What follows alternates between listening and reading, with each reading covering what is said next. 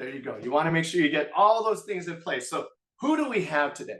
Well, look, if you're doing your outreach on LinkedIn and you're following up and you're taking that miracle hour where you're doing an outreach hour every day, every other day, you're looking for persons you would like to connect with, then you're going to meet extraordinary individuals like the woman I'm about to introduce to today. She has been fantastic since our first call. Today's guest is Sharai Robbin. Sharai is an author, editor, and literary coach. She is the owner of Good Ground Literary Services, which I'm really interested to find out how we came up with Good Ground Literary Services. Sharai has a bachelor's degree in English and Communications from Temple University, master's in English from Arcadia University. Her love for books began at the age of 8, carried into the love of language, which allowed her to go on and start to write her own books, her own novels. And we're going to look at the names. There's Candace Rain, Prince's Homecoming. I think I got this one right. A Love of Curves. I can't wait to hear about that one too. And then Write Your Book, Build Your Brand, which is a manual that she allows you to get her best genius from that book as well. She teaches people how to use their stories to fuel their dreams. Her clients have had five-figure book launches, which is extraordinary because so many authors barely ever make back that which it is they invested into the writer process, the author process. So when you have a publisher like Sharai who knows how to make sure you're going to be out there and have that opportunity to make money back, absolutely want her on your team. They've won international book awards. She's helped them launch successful speaking careers and started their own six-figure businesses.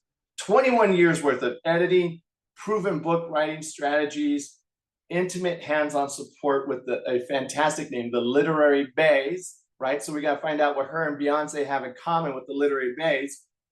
And she helps authors, thought leaders, visionaries, experts to find their authentic voice, discover their greatness, tell it in story, and then write it with confidence so they can grow their influence, impact, and income. So with that being said, I'm going to go ahead and bring on Miss Sharai Robbin. It is a pleasure to have you on the Author Launchpad today. How are you, Sharai? Phenomenal today. Today is a very, very good day. So it's been very busy, a whirlwind of things going on, but today is another day to keep pushing forward and make things happen. So I'm well. How are you? I'm doing fantastic. Thank you very much. I'm visiting a friend who needed a little health checkup, so I've got a different background for where you and I have talked before. But I am excited to have you here today because you're one of the people that I think we're really close in our mission for authors and experts, and we're looking to do the same thing so that they can have a bigger growth and visibility and impact. So that's why I thought today's title, From Idea to Publishing, which is your zone of mastery, and then we jump in together, publishing to profitability. Yeah, 100%. Yes. Okay. So I believe the synergy was right off the gate for you and I too. So I'm appreciative and excited to have this conversation with you. All of our conversations have been really good, so I'm looking forward to today.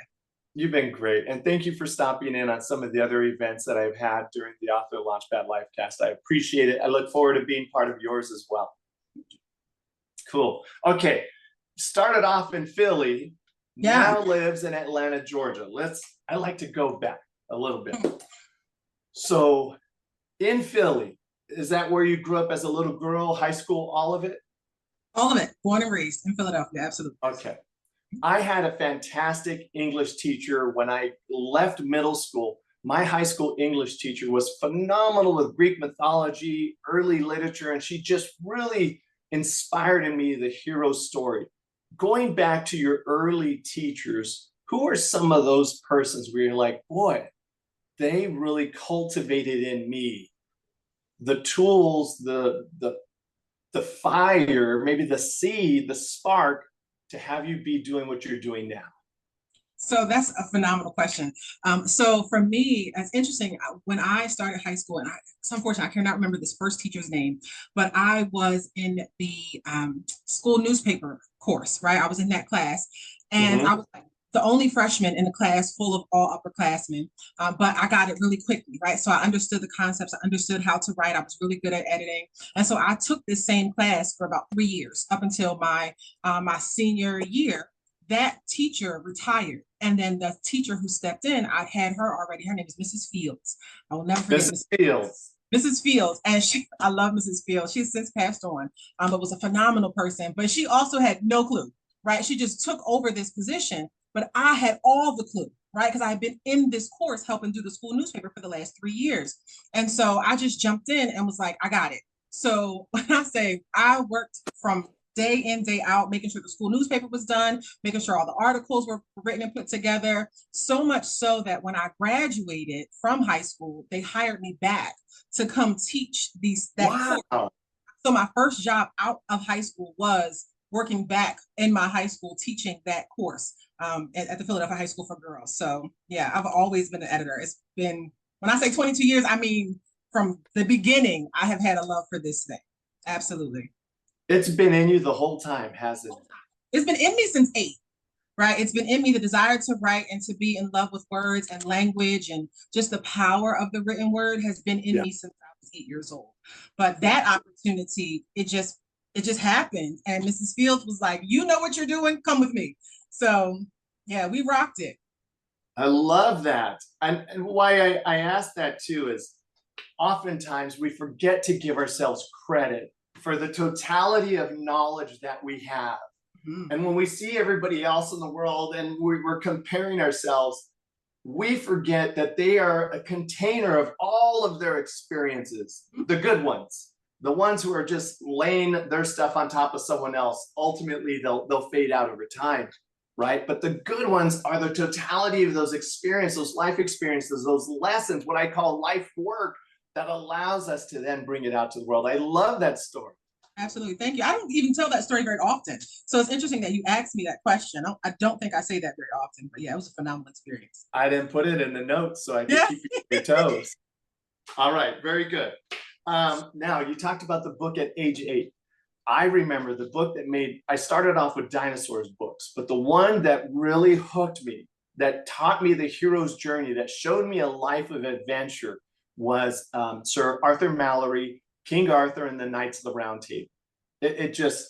I will never forget the myth, the stories, the legends, Guinevere, Sir Lancelot, Lady of the Lake, Excalibur.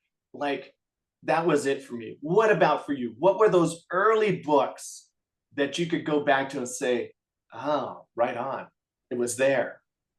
So I would say some of the early books, it's interesting. So some of the early books for me would be like The Bluest Eye, Toni Morrison.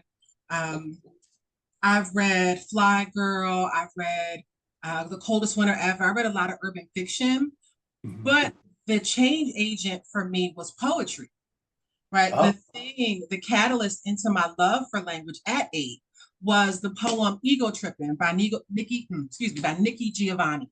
Yes. Right? That poem, I think for me, I was a latchkey kid. We had moved from one side of Philadelphia to a whole other side of the city. At that point in time, it was a little safer. So I was catching 2 buses in the subway home at 8 years old. And I found this poem, right? One day after school, I stumbled into the library and I read this anthology, and there was this poem that was so powerful and so strong and so like emotionally evoking. And I was like, this is what you can do with words? Are you kidding me? Oh, I'm doing this. I am doing this. And so I started writing poetry at 8 years old. I remember submitting to a lot. I won some awards. I was picked up in a few different publishing journals. Right? My mom was like in the newspaper. It was really exciting back then. But it was, that's what I mean. Like at 8 years old, it was dead.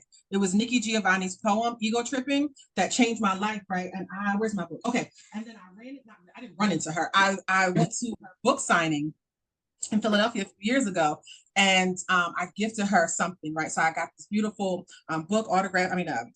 What's that? Engraved. I gave it to her, and she asked me for my address. I was shaking, Chris. I was so nervous because she was talking to me.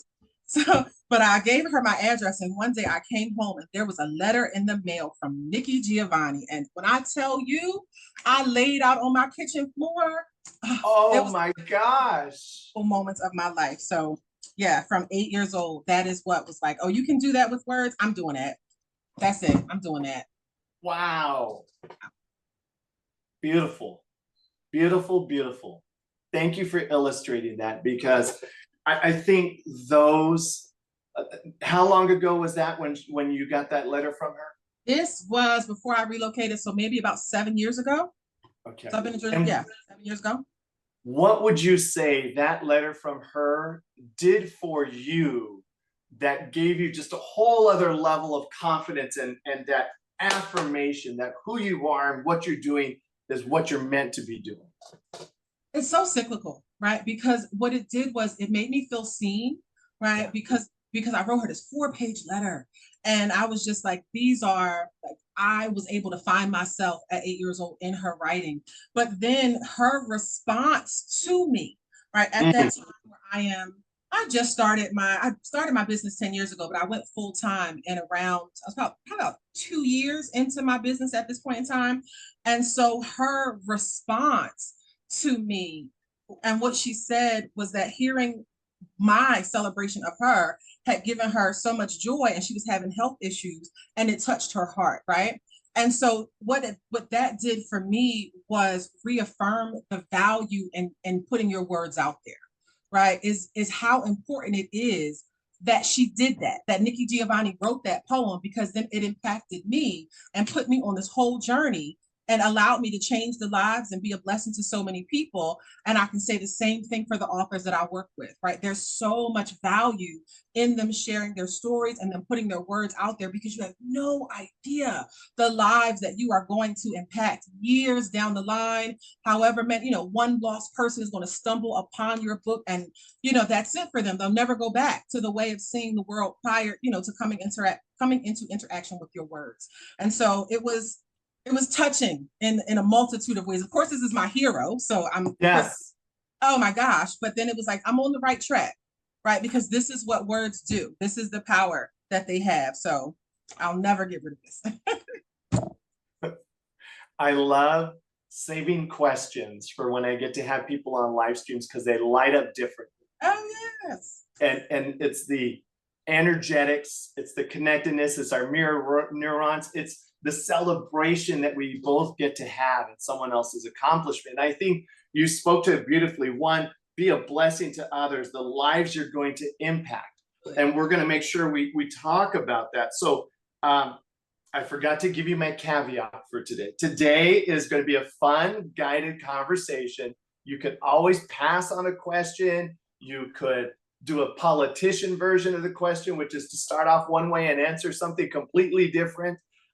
Or you could say pass. All right. So I want to make sure. And you could always ask me a question back. Be like, well, let's ask you first. Okay. All right. Okay, great. So let's go ahead and back up. This is what happens. I fall in love with people this fast. I get excited with them, and then I take off. So Ray, what do you do, and what's the name of your company? Gotcha. Well, let's start there, right? So essentially, at the core of it, I help aspiring authors write life-changing books.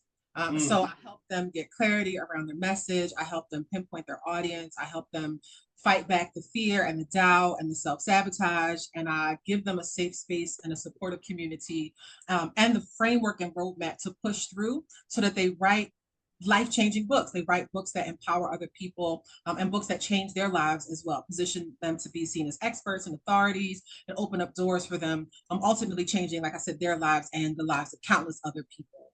And so that is the core of what I do. We do that in a multitude of ways, myself and, like you said, my literary baes, that's my BAE, my badass editors.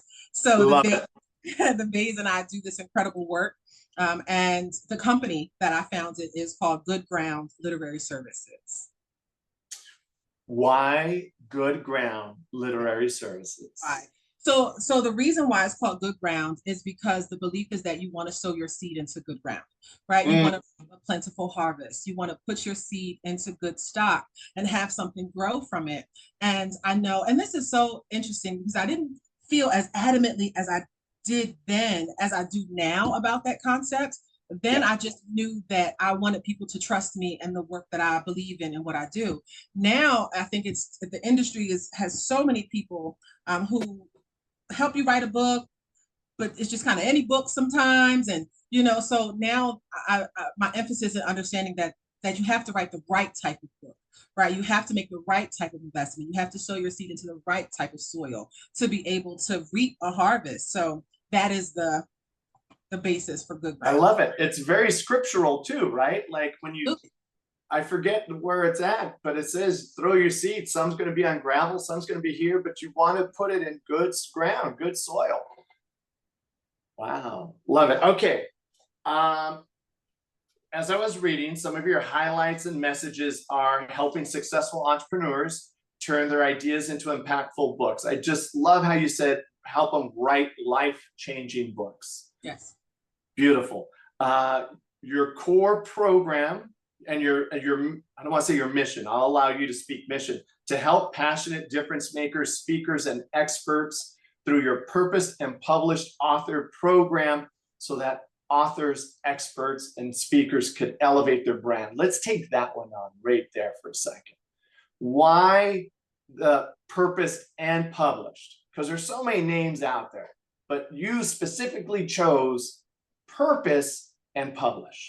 For sure. And that too aligns with my faith and my spirituality, my belief, and that everything that we're creating serves a purpose, that it is not just for naught, to just write willy-nilly, that there is intentionality with everything that we're doing. And the more clear we get at the beginning and understand what the purpose of this project is, meaning, this for every individual author, the easier it is to keep you on track. But it's also so that you understand that this isn't, again, just any type of book. You're creating a book that does what you've been called to do, right? So if you say, hey, I've been purposed, Sharai, to lead women from abusive relationships, well, then let's work on making sure that we get that purpose published and get it out into the world, right? So it aligns with the writers that I work with and them identifying what they're here for, who they want to serve, how they want to show up, and that's their purpose. And then we help them become published authors. So wonderful. And I really love how you weaved into there what we are called here to do. And I think one of the parts I'd like for you to dive into on that is oftentimes we see, well, someone else has wrote that book. Someone else has already talked about it. They've done it their way, though. They haven't done it through your lens, through your life experiences, through your education. So when you hear calling, what do you look for in your authors and your experts? Because usually they show up with a swirl. How do you help them distill down to the mission, the vision, the calling? Yes, 100%. So we have an exercise in the program. It's called your MISS method. And so the MISS method is our clarity finding section. This is where most writers they come in there like, I got all these ideas, but they slam up against this MISS method like, oh, I have to make this make sense. I'm like, yes, we have to make this make sense. But it is the space where, we take all the ideas, all of the things that you have thought about and wanted to do in this space, and we have to actually structure that. We have to get a message out behind that. We have to see what the intentionality is behind that. We have to see what the solution is that your book presents. We have to see how to get to that solution. What are the systems or the steps to allow us to get to that solution? And so usually that's the biggest hurdle. And it's so interesting that you asked that because we have a new writer in the program and she's on her second round of her MISS method. And her conversation is about trauma. And she was concerned, right? Like, what happens if there are other people who are writing about trauma? And I go, then they're writing about trauma, right? But here's what's completely different is that their experience, their expertise, their insight, their takeaways, their nuggets, their revelations, right? All of them are completely different from yours. Yes. And how they came to that space, what they learned from that space. If you're telling me that, in order to heal trauma, I may need to forgive. Someone may say I need to practice better communication, right? Like there may be some similarities, but there's always going to be that subjectivity in how you present and what your story is and how you present it. And we do a lot of that work pretty early on to get the reader, to get the writer really grounded and understanding what we're doing here so that we're not wasting a lot of time writing who knows what, right? We're writing very intentionally. And writing a book that ultimately, like you and I have talked about, writing a book that has a win for your audience, right? That allows you to be seen as an expert, to be seen as an authority figure, right? So something that you can present as a resource and a tool to someone else, as opposed to, here's my story. I wrote a book, so I'm telling you about my life. Here goes my story. It's like, well, let's talk about why we're doing this in the first place. So that So great. A resource and a tool to someone else. Most people stop at resource, but you say tool. Why tool? Because this is the part we're going to get to later in this conversation, where you and I both know that what also makes the difference is going from the inspiration to the implementation. So why a resource and a tool? And a tool, right? So the tool is because in almost all of the writing that we do, there's a step in each end, at the end of each chapter, where we're asking the authors to now provide the next step for your audience, right? What do you want them to do? Now that they have learned this thing, now that they understand, to practice their breathing instead of jumping, in attack in a situation, what is it that you want them to do? So the book also becomes a space for them to go to. Right. So now if I've read this chapter and I heard, this writer say this great thing, but there's something I need to do, they can use the book as a tool to go back and reference that. Here are the steps that I need to take. Here's what I need to do. Here are the questions I need to ask myself. And so they're putting these things into practice, right? Instead of just reading and consuming, there's a more interactive step in all of our manuscripts as well, so that the reader is learning and they're consuming and processing this and applying it in their daily lives. Look how many notes I'm writing. You're just dropping gold nuggets. Ladies and gentlemen, if you're watching this live, if you're watching this in replay, I hope your notes look something like this, because this is a seasoned professional. She's been doing this for over 21 years. I had the note that I didn't read. You've ghostwritten over 10 books, Simon & Schuster best-selling author. Like, ladies, I can't bring a better heavy hitter right now that's just going to give it to you. So I hope you're writing this down. That was phenomenal, Sharai. Let me go to my next note. All right, here we go. I see one of the biggest hurdles for people is from the idea to publish. Like that, and that's your domain of mastery. Because people, I say, oh, I want to write a book I've been thinking about, and they stay in the thinking about, because as if in their head the book's going to magically appear, and then once the book has magically appeared in its finality, now I could go write the book. Idea to publishing. How do you move them through that? First of all, we have to debunk that myth. Right? That exact concept that you're explaining is exactly what so many people come into the equation with. And this is why they get to the Miss Method and they want to fight me. Because I'm asking you to really, let's make sense of it. Everyone has an idea, right? There's a wealth of knowledge walking around in the world. But the people who are successful and who actually see the finish line and get to publication are the people who allow themselves to be challenged, right? Who allow yourself to be questioned, who allow someone to come into the space and ask, well, what does that really mean? Right. Yeah. Sometimes people just have verbose language and they haven't said a word, or they said a lot of words, but haven't said anything with any real meaning or substance. And so to get the idea out, we have to get clear on the idea. Chris, you would not believe how many people I meet who say, oh, I want to write a book on, let's say, love languages. And I say, well, let's define love languages. And they say, well, the language is how you love yourself. And I'm like, well, that's not the definition. So can we get some clarity around this thing? What is the idea? And that's really, again, that Miss Method is so essential, because once we get in there and we get really clear on what you're talking about, who you're talking to, why do you want to say this in the first place? Why does it really matter? And that dance, I had the new writer ask, like, how many times I have to go through the Miss Method? I was like, at least twice, right? Every writer's going to go through this at least 2 times. And you're going to butt up against it, and it's going to be uncomfortable. And you're going to ask, am I in the right place? Am I doing this right? I should quit. I'm not sure. And I'm like, wait, slow down. Right. It's a process. It's a process. But people come into this with this crazy, it's exactly what you said. They come into this like, I'm just going to think on it, and it's going to magically appear and make sense. And then I'm going to write the book. And then that's it. It's crazy. It's crazy how many times I've heard that. Not how it works. It's not how it works at all. So if I can get that myth debunked for you early on, and I can get you just to trust me just a little, right? Like to take a couple of baby steps, do the work.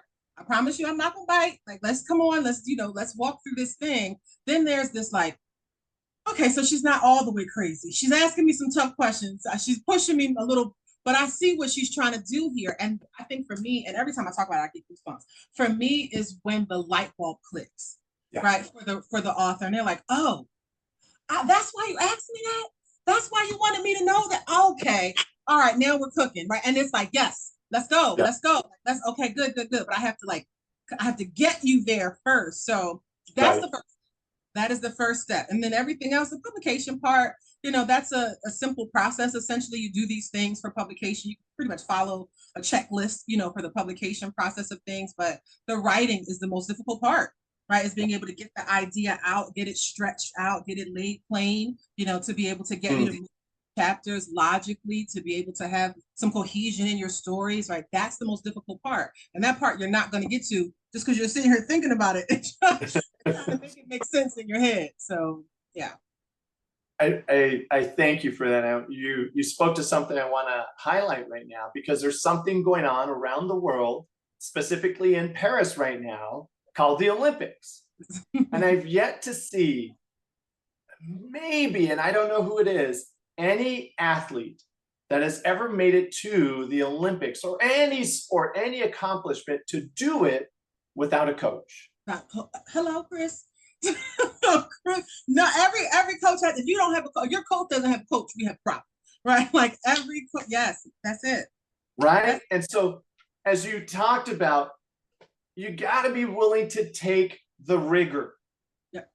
And you have to be willing to not be the know-it-all. You're a know-it-all about the expertise of your book, but don't tell us when we're telling you this is what we think you should do next, that you should do something else. Yeah, absolutely. I'm sorry. Go ahead. I'm sorry. Not you. No, I love that I get to work with, I will say 90% of the writers that I work with are teachable, right? I do have some writers who come in and are like hell bent, right? They're like, nope, I wrote this draft and I'm holding on to this draft and I can't see it any other way. And then we don't get a book. Yeah. Right. That's the outcome. Or I get writers who come in that 10%, they come in and they're like, oh, this is more challenging than I thought. Well, I thought I wanted to do it this way. And I'm saying, well, that way is not going to be profitable. That way is not going to open up doors for you. That's just going to be you spilling your story. So let's create a system or a structure. And they're like, no, I just wanted to do it this way. And so that's the most difficult part, right? Is that 10% who are like refusing to see it or to budge. And I don't know what else I can do. I'm trying to fight the good fight, but I think I want to share the authenticity with you, as you and I are fueled by the success of others. Like that's just part of our design, it's part of our makeup, that our light shines brighter when our clients and those around us shine brighter as well. So when we don't cause their results, it has an impact on us that we have to then go navigate and look at, well, did I do everything I could do? Did I give them the guidance I should give them?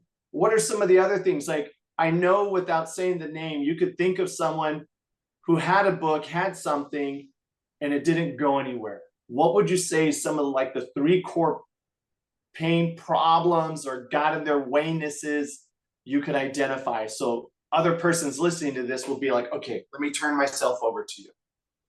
Chris, honestly, the biggest one would just be not being teachable, right? I don't know if because everything else falls in that space. Right? If you are being able to be instructed, then you can see your story differently, right? The way that you position your story. So now we're not looking at, well, who's going to buy my book because who cares about my story?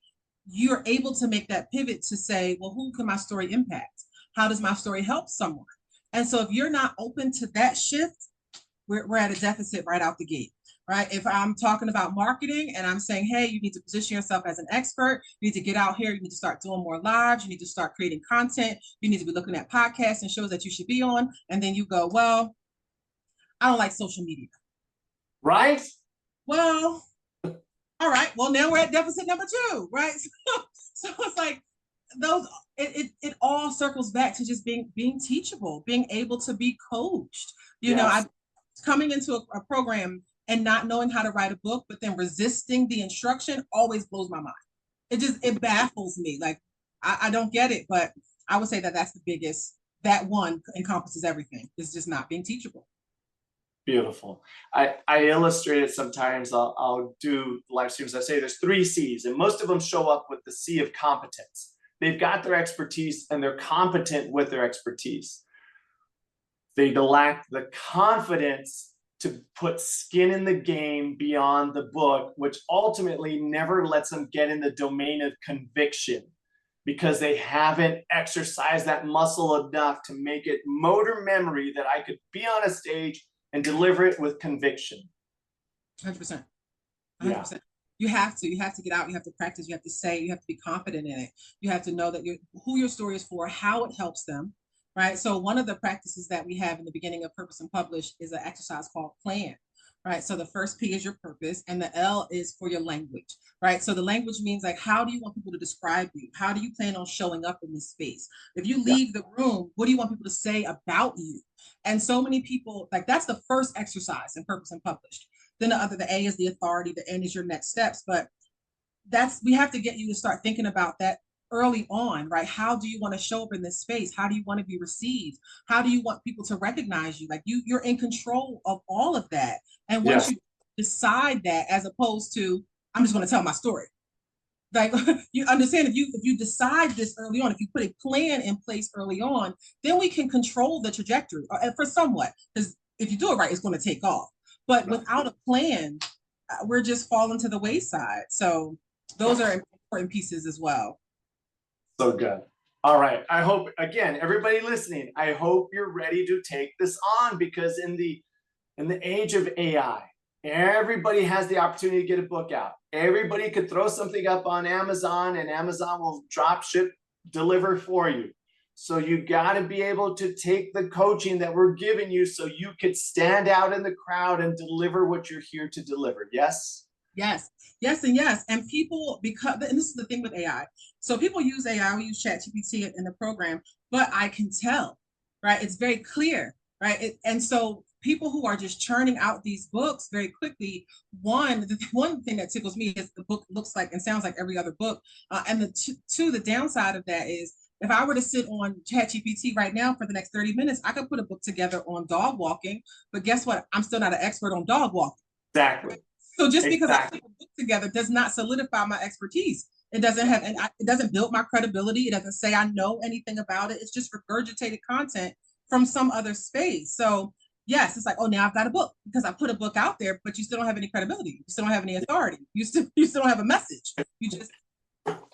Well, let's take that part. I have come to learn that writers, I know we use the word author and authority. And what I say is that you are a writer until you have demonstrated the authority of that which you've authored, because I think it's the person who actually delivers and implements and shows people how to put that out into someone's life. So how do you move your clients from the mindset of I wrote something to, oh, I'm an authority about it and I'm going to go deliver it? It's about owning their authority, right, in that space, right, in the relationship that we're in. So I have them do like a brag bank. I have them dump out all the ideas about the things that they've accomplished, right? And so then showing them the structure in the writing. So how do you write transformational? How do you structure a chapter so that it changes somebody's mindset? There's a formula for that. Yeah. And I tell my writers all the time, I get to ruin reading for you. Right, from here on out, every time you read a self-help book or you read nonfiction, you're going to be like, oh, they started with the story. Oh, then they made this pivot. Oh, then they dropped that misconception. Oh, I see where the main point came in. Like there's a formula, there's a structure for how this works. And so showing them, writing is not always easy, but I try to give you the simplest format to follow. Right, and that confidence comes from doing the work. And I reiterate that writing is multifaceted. There's pre-writing, there's writing, and then there's revision. So yes. ever in the landscape of all of writing, not Toni Morrison, not Ilyana Banzai, and no person has ever written a book the very first time and then that was it. There are going to be revisions, there are going to be drafts. And just because you are, like you said, competent in your authority and what you've done doesn't always translate to the confidence in the writing. And so that's where we come in, is getting you to see that the confidence in the writing comes by doing the writing, right? Like that's how that works. And then now we have something that's structured that you can present, as an authority, because you built it into the writing. So good. I love how you talked about pre-writing, writing, revision, the whole journey. This is mine. Living Your Life's Work. It's the advanced reader copy right now. This is how much read. Now I still look at all the revision and editing that goes into this thing.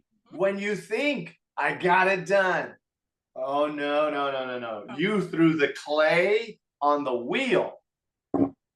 And we got to sculpt it, shape it, spin it, turn it, melt it, burn it. Like there's a whole lot more that has to happen. And I wish that there was like somebody screaming from the mountaintops with a bullhorn. Like it's not as simple as you think. It is simple, but it's it's not as cut and dry, right? There are pieces that you are going to have to labor through. There are going to be some difficult parts, and you are going to have to go through one, maybe two rounds of revisions. And one or two is better with an editor and a writing coach in a community than 6, 7, 8 that you have to do because you went at it by yourself, right? Now you have this whole thing butchered. It's, those markings are simple in your book. Sometimes we have to cut a whole chapter, rewrite this whole thing, so if I got that page. You got that page too. Oh yeah, where I just saw it. I'm like, oh my God. I just wrote like a whole blank page where I got to go do it all over again. So yes, you're absolutely right. Okay, let's talk about personal brand. Let's go from publishing now to profitability. And people, you and I spoke about this, the one of our first meetings. I've asked authors, do you have a brand guide? And they'll say, I've got my book colors. And I'm like, okay, that's not a brand guide. How do you support people to start to develop the idea that they are a personal brand, and it's not the book doing the work for them, it's them leading, and then the book follows them to give people access to their genius, to give people a doorway to who they are and the difference they make for that audience. How do you start to develop personal brand? Very, very sneaky, right? So it goes back to step one, plan, right? We start then, and they don't realize it's starting then, but it's starting then, right? Yeah. So from the P in your purpose to the L in the language and how you want to show up, that's starting to develop your brand. You're starting to see how you want to be received and how you want to be seen. And so you have to do that pre-work.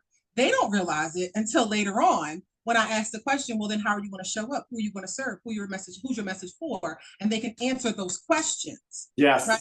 But without that pre-work, they have no clue. We're just like, oh, here's my story. I hope my story helps somebody. Here's what I've done. I hope it helps somebody. So when I say sneakily, Chris, I really do mean like, like it's woven into the sections in Purpose and Publish. So you do this, right? And then that's number one. And then that carries over to your authority and number two, right? And then we're going to make sure we have a commitment. And then we go to your MISS method, right? And then we have an outline.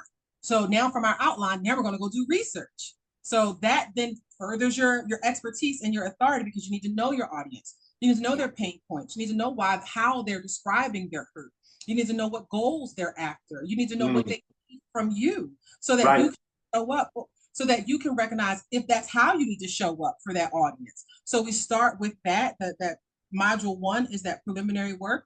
And then module 2 is that research, that authority building. We're going into the market. We're finding out what experts say. What can you speak to, right? What can you lend your voice to in that space? And then tell sneakily that entire module 2 is the foundation for your marketing, right? Everything that you've done, everywhere that you've searched, every place that you've looked online, every group you've joined, every community you've participated in to find that audience, that's where you're going to post. That's where you're going to share. That's where you're going to comment. That's how you started to do the foundation for building your brand and knowing how to show up in the market space. So when I say sneakily, I literally mean, I'm embedding it into the program. Like, and they laugh at me all the time. Like, I'm sneakily trying to make you brilliant, right? I'm trying to shift the way that you think about this. So by the time you get to module 3, you're like, this makes perfect sense. I see why we just did all this work. I'm like, yeah, now come on, let's write this thing. So really well done. Okay, so for those listening, you said plan. And I got the P is in the pre-writing. The L is purpose. language. The P is in your purpose. We're identifying your Purpose. Hmm? Purpose. L is in the language. A is the authority. What do you bring to that? Brag about it. Tell me what you've accomplished. What have you done? What have you learned? Because often too, Chris, people truncate their wins. They shrink them down. We go, oh, I Right. just bought 3 houses. Oh, I just got 2 degrees. Oh, I just learned how to heal from a broken marriage. It's like, whoa, whoa, whoa, slow down, slow down. There's steps in there. There's things that you did in that space. And so we make them slow down in that authority. Let's talk Yeah. about, big up yourself. Tell me all the things that you're proud of. Tell me why your friends come to you and ask you these questions. Tell me why you're the go-to person in your office, right? Talk to me about those things. So that's your A. And then your N is your next steps, right? N is where you dream big. What do you want from this? Wow. What are the outcomes that you want, right? You came into this space, and do you just want to write a book? Do you want to be a best-selling author? Do you want to be, speaking and teaching? Do you want to create courses and workshops and webinars and programs and seminars? Like, what do you want? The more that I can get you to see what that is, the clearer a picture that becomes, it's easier for us to get there, right? So now, okay, let's chart that then. Oh, that's where you're going? Got it. This is what we need to make sure is in this manuscript so that we can get you to that finish line. So that's module 1, lesson 1 is the plan. Wow. Just in the module 1, lesson 1. That's phenomenal. Awesome. Thank you for sharing that so people have a takeaway on your site. So we're getting one last takeaway. One of the things I always ask people is when I'll talk to authors, like I just did a workshop this past weekend for a group out of San Diego, a couple Patagonia authors, and I like to ask them for their $1 million message or for that unique one-liner that they have. When I open up my simplest form, and since it's Olympics, you and I are going to go from bronze, silver, gold. We're going to build it out together real time with people watching. The simplest bronze medal is I help authors make money. Sharai, the simplest way, what do you do for people? In the simplest terms, I help people write books. You help people write books. Okay, beautiful. So we got our bronzes. We got our first level of it. Anybody watching, you got to have that simple, polite message. When you meet somebody and they say, oh, hi, Jane, what do you do? Short and sweet. Don't blast it with the fire hose. Things. In writing, we call it the true sentence, right? It would be the base of building a thesis. It is the truest part of the sentence. So yeah, that would be what that would be the equivalent of. It's a true sentence. Very good. So now let's go for the next one. We're going to add in on this next one now for who. So no, the process. I'm sorry. So the first part, I help authors make money. The second part, we're going to add in our process. I help authors package, market, and monetize their expertise. I would say I help authors overcome self-doubt and confusion to get clarity around their impactful message. Wow. Well done. Look at you go. Look at you go. Okay. Now we're going to add 2 more avatars and the fulfillment piece. So what does that look like? It's going to look like this. I help authors, speakers, and experts to package, market. So I added right there, experts and speakers, to package, market, and monetize their expertise, fulfillment piece, so that they can experience more income, more influence, impact, and income in their lives. Okay. So I would say I help business owners and professionals conquer self-doubt and confusion to write impactful books so that they can build their authority and their expertise, which allows them to grow their influence, their impact, and their income. Oh, you're so good. I love it. You're so good. Okay. All right. The last one. This is for the gold. This is where we're diving off the high board. We're doing triple axle round offs, all of it. Okay. So now we're going to add in the time. We're going to add in the time frame to it as well. And we're going to add in the pain points. Let's see how we do. Okay. So it's going to look something like this. I help nonfiction authors, speakers, and experts to package, market, and monetize their expertise time in 90 days now pain points, without struggling with tech, wondering where to start or what their message is.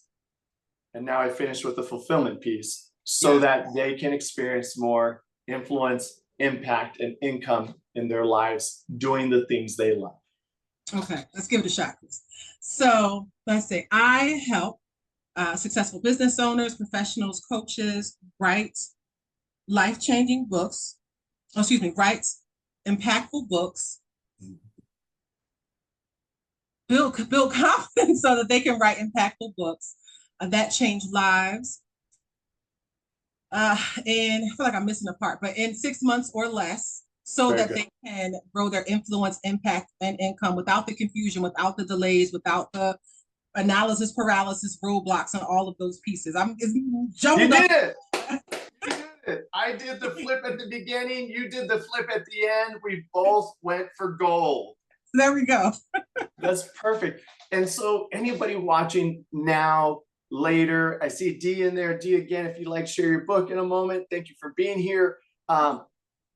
Authors, if you have D's book, we'll share it in a second. But what we really want you to see is practice and polish what it is that you do. The truth statement, as Sharai just described, I call it $1 million message because inside of my program, I got 3 phases: package, market, monetize. And one of the big things is speak with clarity, speak with conviction.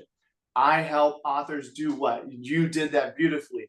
And then it allows you to then build what I call, I've got it right here, like my whole thing is a framework, a roadmap that's all built out. So then when we do that marketing work with them, we do create the funnels for them, which I'll talk about that in a second. It's clear. And they're not showing up with like, well, I don't know. I want to talk about this character. Come back. Yeah, really great. Okay. You and I have been on for about 10 minutes now, but the clock says 53 minutes have passed. I was so fast. Right? I know. That was really fantastic. So I want to ask you this question. This is the most important question before I have you share how we could find you. And I know you have three books, 2 novels. I have several books. So I have 2 novels. So it's actually called Navigating Curves. It was Love Your Curves, but it's Navigating Curves. It's a short story dedicated to my grandfather. I then have the Write Your Book, Build Your Brand guide. It's a manual, which has been revamped and is actually now becoming the Purpose and Published guide because I wrote it probably about 7 years ago and things have changed, right? So we're updating that presently. I'm going to relaunch that at the end of this year. And then I've written, oh boy, Chris, the 10 ghostwriting projects is one, but I want to say, I think 1, 2, 3, probably about 4 or 5 ebooks about writing. Yes, and marketing. So not completely marketing, but I'm gonna have an ebook that's called Build Your Business with Books, right? Oh, excuse me, the Book to Business Blueprint, right? That shows you how I took, my starving artist self and launched my 7-figure career from one book. So it's a guide, tutorial, instructions, action steps, and I have about 4 books like that. I'm gonna let you in on a secret, everybody else here. I just bought the URL. And I recently bought the URL and started developing the virtual author business school. And it doesn't need to be virtual just because it's where we are, but it's really, and I distilled it down to the author business school. What do they need to know about business so that right? So you and I are going to have another conversation just around the domain of business for these authors. Good, let's let D back in. Okay, so here's the question.